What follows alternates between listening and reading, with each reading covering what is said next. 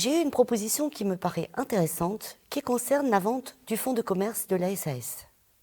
Je m'interroge vraiment. Qu'en pensez-vous? J'en pense, Christine, qu'il faut analyser chaque proposition de manière à déterminer le reste net après fiscalité et prélèvements sociaux.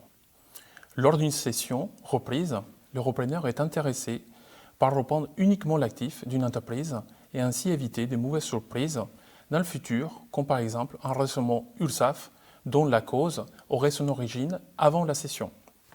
Dans ces situations, il faut bien comprendre que c'est la société qui vend l'actif, encaisse l'argent, après avoir payé l'impôt sur les sociétés sur une éventuelle plus-value.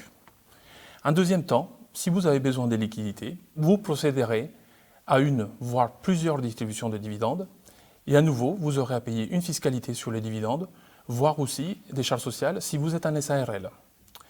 Dans les cas où vous cédez les titres, vous cédez aussi bien l'actif que les passifs, la fiscalité et les prélèvements sociaux seront calculés en fonction de la plus-value de vos titres, avec différentes possibilités de fiscalité en fonction de votre situation. Dans ces cas, il faudra rassurer votre repreneur en donnant par exemple une garantie d'actifs et des passifs que, par exemple, cette garantie d'actifs et de passifs va par la suite se négocier en termes de montants, des durées et des franchises.